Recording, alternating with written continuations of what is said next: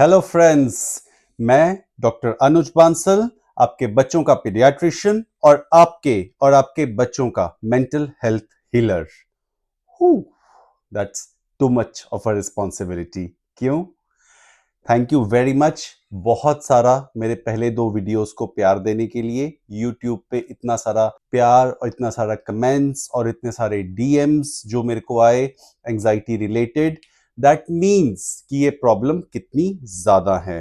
अब बात करें कि अगर आपने मेरे पहले 2 वीडियोस नहीं देखे तो आप वो देख सकते हो। और आज मैं अपना जो थर्ड पॉडकास्ट है एंजाइटी रिलेटेड उसको स्टार्ट करने लगा हूं। मैं आप सबसे एक ऑनेस्ट सवाल करता हूं। आज हम कहते हैं यूएस सुपर पावर है, चीन सुपर पावर है, रशिया सुपर पावर है, but living human being, human powers में कौन सी आपको सबसे ज्यादा सुपर पावर लगती है? आंसर है आपके पास? नहीं ना, मेरे पास है। सुपर पावर हो आप, सुपर पावर हूं मैं। और क्यों?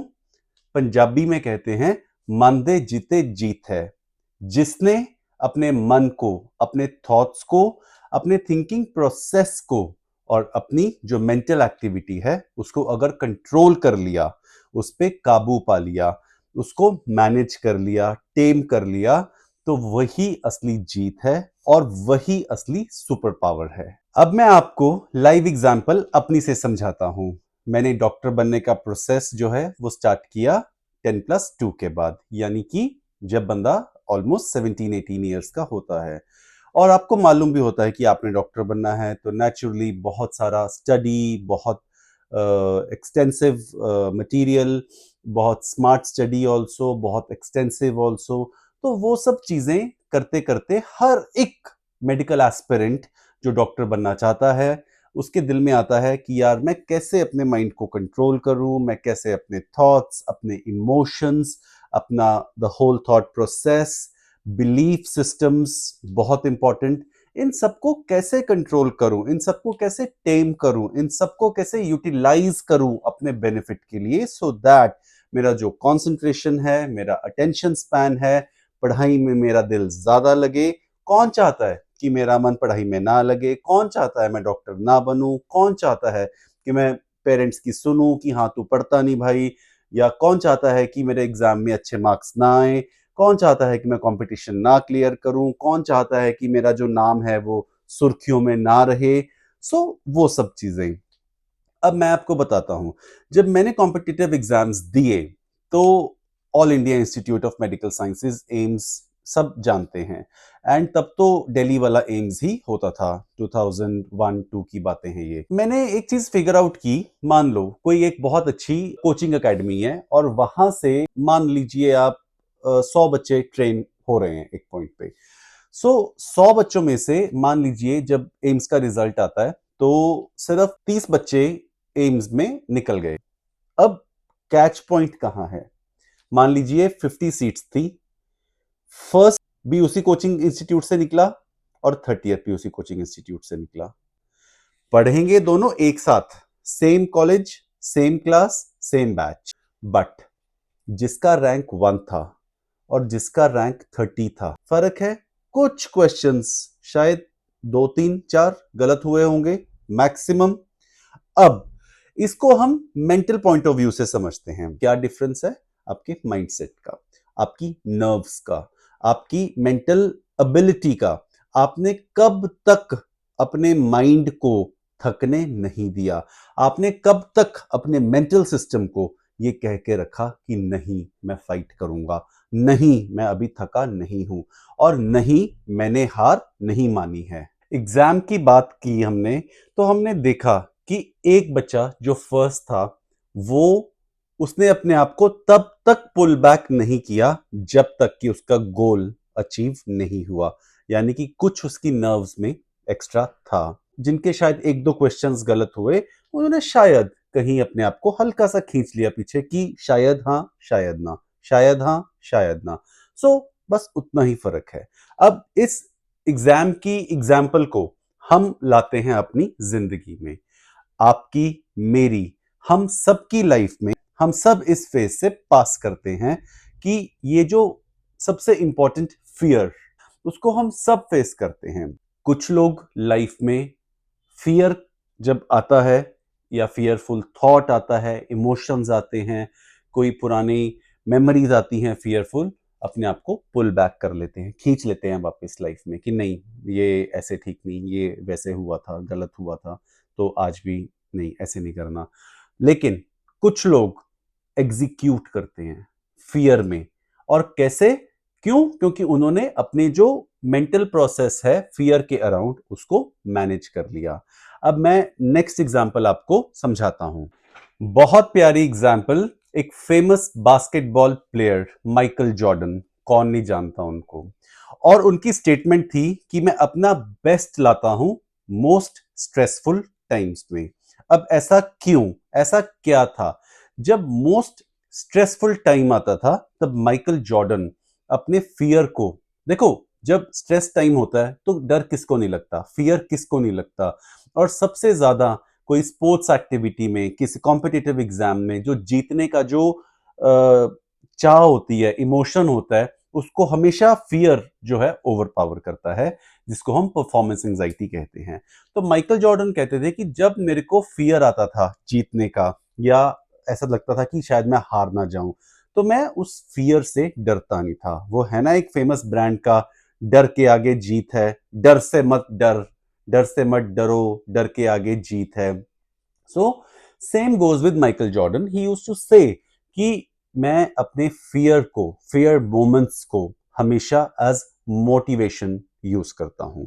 अब कितनी प्यारी एक एग्जांपल निकल के सामने आई है। फियर आया, हम सबको आता है, और कोई भी हम काम करते हैं, कोई भी एक्टिविटी स्टार्ट करते हैं, मान लीजिए कोई फियर आ गया। अब सबसे पहले हमारे माइंड में क्या आता है? व्हाट इफ, अगर ऐसा हो गया तो, इफ, अगर।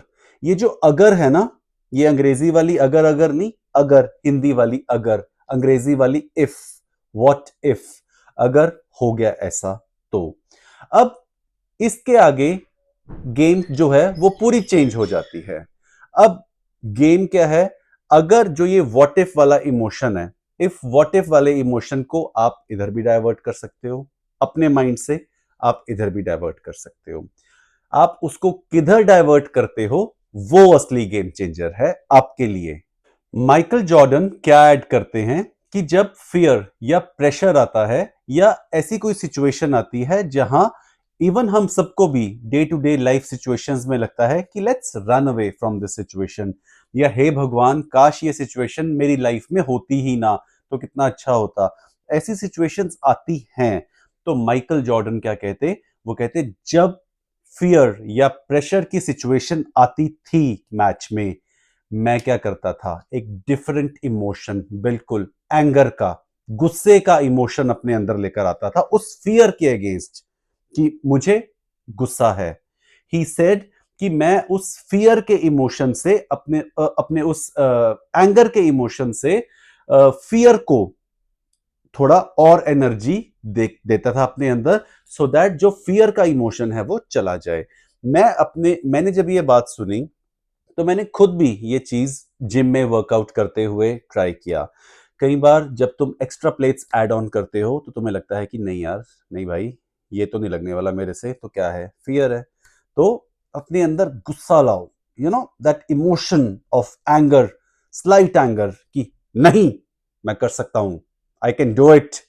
और फिर आप करो, आप कर पाओगे, मेरी गारंटी है आपको। मेरे लिए ये चीज बिल्कुल नई थी कि जब फियर आया, प्रेशर आया, तो हल्का सा एंगर, गुस्सा अपने अंदर लाकर उस फियर के इमोशन को ब्रश अवे करना, कितनी प्यारी बात है ना? अब एक बात हो गई कि फियर को एंगर से भगा दिया। अब सेकंड वे और भी इंटरेस्टिंग है। क्या? फियरफुल थॉट्स आए, क्या हुआ? जैसे मैंने आपने फर्स्ट वीडियो में बताया था कि किसी भी आपके थॉट को आप एरोस्पेस में नहीं भेज सकते। किसी भी थॉट को अगर आप सोचो कि आपको ये छोड़ के भाग जाए, ऐसा कभी नहीं होने वाला, आई एम सॉरी। बट क्या वे आउट है? डिसइंटरेस्ट होना अपने फियरफुल थॉट से। अब आप चल रहे हो, आप कहते हो चलो भाई, मेरे फियरफुल थॉट्स मेरे साथ चलो, मैं चल रहा हूं, तुम भी चलो, लेकिन मैं इंटरेस्टेड नहीं हूं तुम्हारे में। कितनी बार होता है, हम दो लोग जा रहे होते हैं, कोई अपनी बात सुना रहा होता है, अगर हमारा इंटरेस्ट नहीं है तो हम नहीं सुनते, हम डिसइंटरेस्टेड हो सकते हैं। Same is with us, same is with our fearful thoughts. हम अपने फेयरफुल थॉट्स के साथ कंप्लीटली डिसइंटरेस्टेड रह सकते हैं। अब मान लीजिए आपको जनरलाइज एंजाइटी है, आपको सोशल एंजाइटी है, आपको हेल्थ एंजाइटी है, हाइपोकॉन्ड्रियासिस है, तो आप क्या करोगे? वो थॉट्स आपके साथ ही जाएंगे, बिकॉज आपकी इंटरनल जो सिस्टम है वो बन चुका है। बट आप क्या करोगे? आप वॉक कर रहे हो, मान लो आप बाहर जा रहे हो, आप थोड़ा अपनी दुनिया के जो इंटरनल थॉट्स हैं, अपनी कोर थॉट्स हैं, उनमें डिसइंटरेस्ट होके अपनी जो सराउंडिंग्स हैं, आसपास हैं, पेड़ पौधे हैं, ब्यूटीफुल स्काई है, the sounds of the nature है, उनमें इंटरेस्टेड हो सकते हो। और आप कह सकते हो कि थॉट्स है फाइन, लेट देम बी। बहुत सारी चीजें हैं जिनके बारे में मैं इस दुनिया में कुछ नहीं कर सकता, सो ये थॉट्स भी वैसे ही हैं, सो इनको भी एग्जिस्ट करने दो, मैं भी कर रहा हूं। लेकिन जैसे मैंने पहले वीडियो में कहा था कि एक फुट पीछे स्टेप बैक करके उस अनुज को देखो जिसको आप पुराने नजरिए से देखते थे। आप जब किसी बहुत सक्सेसफुल आदमी को देखते हो तो आपके दिल में क्या आता है कि हाय यार, काश मैं भी इसके जैसा बन पाता या बन पाती। तो फर्क कहां है? सिर्फ माइंडसेट में, कैसे उसने अपने फियर और वरी को यूज किया और कैसे नहीं किया। किसका मन नहीं करता सक्सेसफुल होने का, फियरलेस होने का, एक फुलफिलिंग लाइफ जीने का?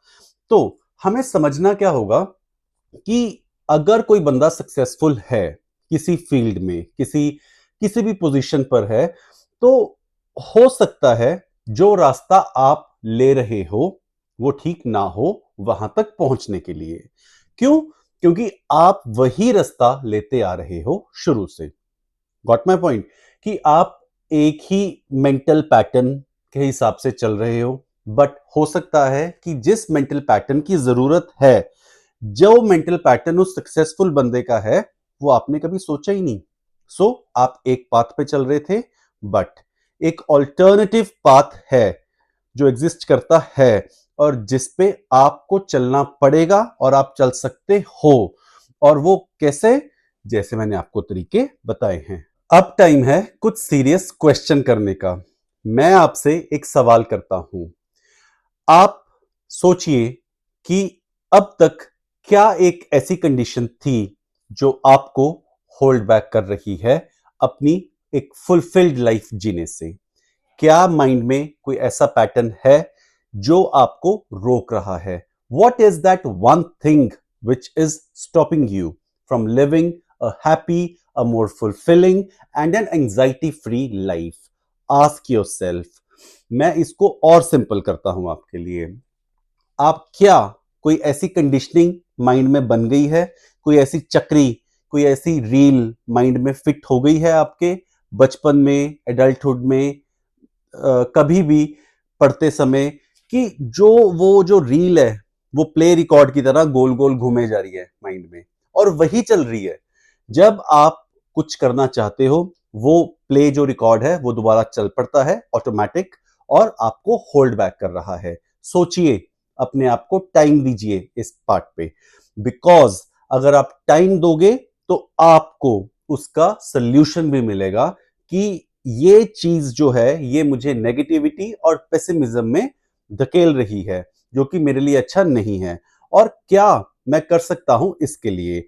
आपको जवाब अपने आप से मिलेगा, आपको उसके सल्यूशन, उसके वेज, उसको हैंडल करने के तरीके, और बाय लॉ ऑफ अट्रैक्शन आपको ऐसी सिचुएशंस, ऐसे बंदे, ऐसे लाइफ कोचेस मिलेंगे अपनी जर्नी में जो आपको उस मेंटल जो ब्लॉक है उससे बाहर निकालेंगे और आपको बहुत हेल्प होगी। चलिए, अब मैं आपके लिए ये काम थोड़ा आसान करता हूं। आप आराम से सोचिए कि क्या चीज, क्या ऐसी कंडीशनिंग है जो मुझे ट्रबल कर रही थी, क्या ऐसा थॉट था जो मुझे परेशान कर रहा था। जब आप बार बार इंट्रोस्पेक्ट करेंगे इस चीज पे, तो आपको अंदर से ऑटोमेटिकली सेल्फ कॉन्फिडेंस आएगा। आपका सेल्फ कॉन्फिडेंस जो कहीं छूट गया था रास्ते में, वो दोबारा कैचअप करेगा आपके साथ। वो कॉन्फिडेंस आपके साथ रहेगा और उस कॉन्फिडेंस के साथ आप दुनिया में आगे जाओगे। आप अपने फियर्स में जब डिसइंटरेस्टेड हो गए, जैसे मैंने पहले बताया था, सबसे इंपॉर्टेंट पॉइंट है, अपने फियर्स में सबसे पहले तो आप डिसइंटरेस्टेड हो जाएं। उससे क्या होगा, जो आपका पूरा सिस्टम है, आपकी माइंड, आपकी बॉडी, आपके हेल्थ, आपके सोशल रिलेशनशिप्स, आपकी रिलीजन, स्पिरिचुअलिटी, कितने एस्पेक्ट्स हैं हमारी लाइफ के जिन पे हमारा अनकॉन्शियसली कोई ना कोई मेंटल ब्लॉक लगा हुआ था और वो हमें तरक्की करने दे ही नहीं रहा था। सो जब आप इंट्रोस्पेक्ट करते जाएंगे ना, तो आपकी जो वो कॉन्फिडेंस है वो आपका बिल्ट अप होगा अपने में, और इस कॉन्फिडेंस के साथ आप उस फियर को बीट कर पाओगे। आपको लगेगा कि यार मैं फालतू में घबरा रहा था, ये सोसाइटी ही एक फियरफुल सोसाइटी है, जो कि एक माइंडसेट बन गया सोसाइटी का कि यस, फियर इज गुड। तो क्यों ना मैं अपने आप को थोड़ा डिस्टेंस करके सोचूं, डिफरेंट सोचूं अपने लिए। ये सोसाइटी एक फियरफुल सोसाइटी के मेंटल उसमें रह रही है। ऊपर से हम सब ओवरवर्क्ड हैं, हम सबको लगता है ज्यादा काम करना, ज्यादा फेमस होना, हार्ड वर्क ज्यादा करना अच्छी बात है, बट हर बार नहीं। आप ये चीज जब खुद से रियलाइज करोगे, तब आपके लिए वो गेम चेंजर होगा। हमारे माइंड की ना एक बहुत अजीब नेचर होती है कि हम क्लिंग करते हैं, चिपकते हैं फेमिलियरिटी के साथ। यानी कि जो सिचुएशन, जो मेमोरी मेरे को फेमिलियर थी, वो मेरे को याद रहेगी। यानी कि जो मेमोरी मेरे यहां गड़ी हुई है, फेमिलियर है, ये वर्ड याद रखिए, फेमिलियर। जितना मैं कोई नई सिचुएशन लाइफ में देखूंगा ना, तो मैं उसी नजरिए से देखूंगा जिस नजरिए से मैं फेमिलियर था, चाहे वो अच्छा था चाहे वो बुरा था। अब ये वही है, ऑल और नन। जैसे हमारे लिए कोई इंसान अगर अच्छा है तो अच्छा है, कोई इंसान बुरा है तो बुरा है। That is familiarity. हम फेमिलियर हैं, हमने अपने माइंडसेट को कंडीशन कर लिया उस फेमिलियरिटी के साथ कि ये सिचुएशन, ये बंदा, ये कोई भी इवेंट, ये अच्छा है या बुरा है। अब मान लीजिए मेरे को ड्राइव करते हुए एंजाइटी होती है, तो मैं जब भी ड्राइव करूंगा तो मेरे को एंजाइटी होगी, मेरे को मेंटल एग्जॉशन फील होगी, बिकॉज मैंने अपने आप को फेमिलियर कर लिया इस इमोशन के साथ कि मेरे को ड्राइविंग करते समय, स्पेशली इंडियन रोड्स पे, एंजाइटी होती है। तो वो फेमिलियरिटी वाला जो कंडीशनिंग है, वो हमें चेंज करनी है। और अब मोस्ट इंपॉर्टेंट बात, फेमिलियरिटी तो हो गई सिचुएशन की, बंदों की, गुड या बैड। अब इसको तोड़ा किस चीज के साथ जाए। एक टर्म है बहुत इंपॉर्टेंट, नोट कर लीजिए, ऑपोजिटी। फेमिलियरिटी वर्सेस ऑपोजिटी। फेमिलियरिटी तो जान गए आप, ऑपोजिटी क्या है। मेरे को फिर से वही सिचुएशन मेरे माइंड में, बॉडी में फिट है कि ओके फाइन, सुबह आज मेरा जिम जाने का मन नहीं है, नो, ऑपोजिटी। माइंड और बॉडी नहीं चाह रही, फेमिलियर है कि यस आज जिम नहीं जाना, ऑपोजिटी, मैं ऑपोजिट सोचूंगा। बिकॉज बहुत सारे जो सक्सेसफुल लोग हैं, वो ऑपोजिटी को बहुत सक्सेसफुली यूज करते हैं अपने फायदे के लिए। मान लीजिए लेजर टाइम की बात की मैंने अपने सेकंड पॉडकास्ट में कि लेजर टाइम एंजॉय कीजिए, आप अपने पांव सोक कीजिए, अपने आप को थोड़ा पैम्पर कीजिए। हो सकता है आपके माइंड में आए, यार कहीं मैं अपने आप को ओवर पैम्पर तो नहीं कर रहा। क्या आ गया, एक थॉट, होल्ड बैक करने का अपने आप को। ऑपोजिटी करो। सो जब आप जिंदगी की छोटी छोटी सिचुएशंस में ऑपोजिटी को अप्लाई करना स्टार्ट करोगे, you will feel that you have become more free, and this is your first step towards freedom. Freedom माने मेंटल फ्रीडम।